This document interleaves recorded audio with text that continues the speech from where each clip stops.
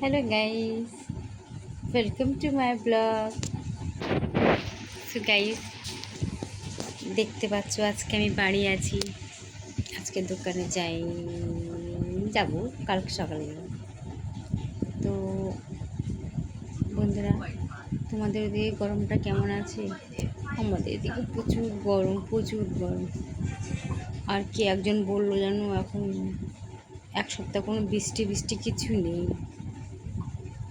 তাই জন্যে ঘরে চুলটা গরম লাগছে বলে বেনুনি করে রেখে দিয়েছি। খুবই গরম, খুবই গরম। দেখতে পাচ্ছ কেমন চুল, ঘোড়ার লেজের মতো। এটা কি লম্বা কী করে করবো বন্ধুরা, কিছু বলতে পারো?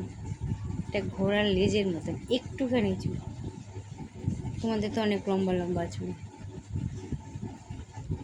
যেটা বলছি গাইস, তোমাদের গরমটা কেমন আছে ওদিকে?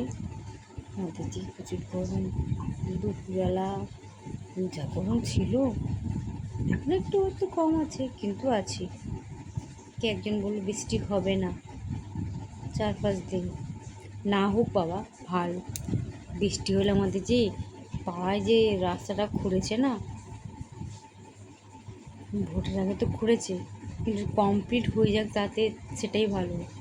কারণ বৃষ্টি পড়লে এত এত জল জমে, আমি আগেও আপনাদের দেখিয়েছি, হাঁটুর উপরে জল জমে, খুব কষ্ট হয়।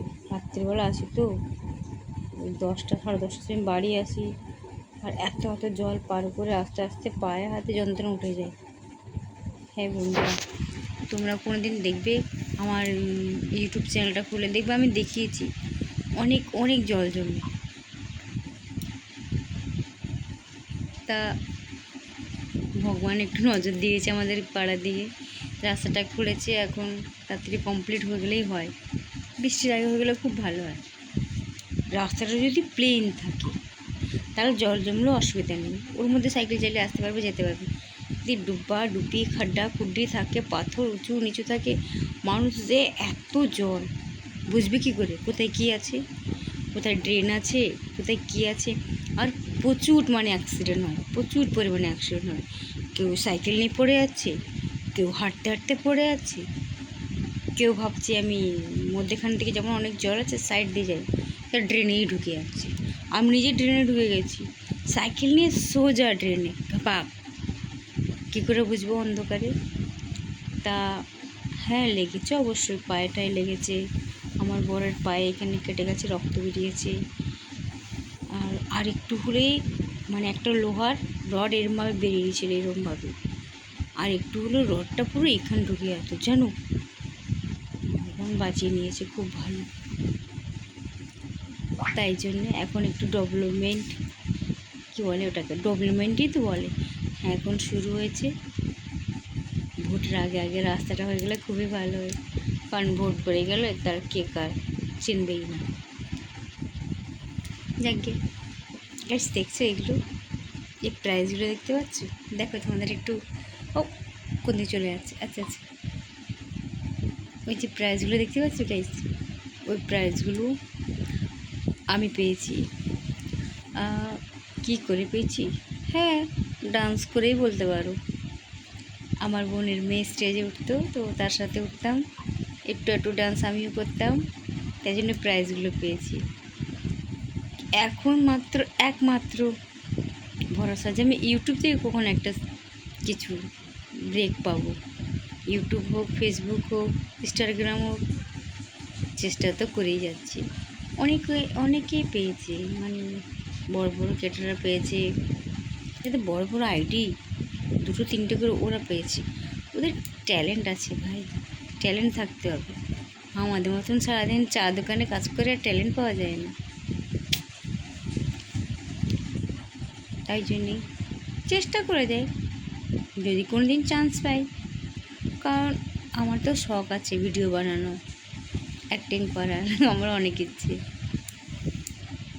কিন্তু সময় না থাকলে কি করব? পেট চালাবার জন্য তো দোকান থাকতেই হবে। তো গাইস, তোমরাও কি অ্যাক্টিং করতে ইচ্ছুক? তো আমার সঙ্গে যোগাযোগ করবে, আমি নিয়ে যাব। আমি নিয়ে যাব। আমাদের এখানে একটা টালিগঞ্জ আছে, আমাদের একটা স্যার আছে এখানে, হ্যাঁ, সে সিনেমা টিনেমা শুটিং করে, তো আমার সঙ্গে যোগাযোগ করবে, আমি তোমাদের নিয়ে যাবো ওখানে।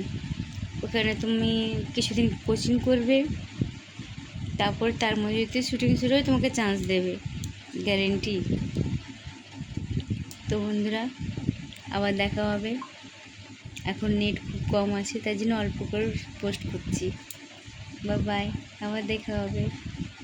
আমাকে একটু ব্রেক যেন পাই, আমিও পেছনে লাগাবো ইউটিউবের ছবিটা, কত ভালো লাগবে। সবাই লাগে যখন ভিডিও বানায়, খুব ভালো লাগে। তারপরে অনেক লোক জিজ্ঞাসা করে, কিরে তুই ভিডিও বানাচ্ছিস, কিছু পাচ্ছিস? কিরে তুই ভিডিও বানাচ্ছিস, কিছু পাচ্ছিস? আরে বাবা, এটা কি ডাল ভাত খেয়ে নেবো আর পেয়ে যাবো? তার জন্য কত পাঁপড় বেলতে হয়। ওরাও তো বেলে, কিন্তু বলে আমরা পাচ্ছি না কিছুই, কিন্তু পাচ্ছি ফুটানি। আমি বলি যখন পাবো তখন সবাই জানতে পারবে, যখন ঢাক বাজবে না সবাই শুনতে পাবে। এখন তো ঢাক বাজেনি, বাজার দেরি আছে। তো গাইস, বাই।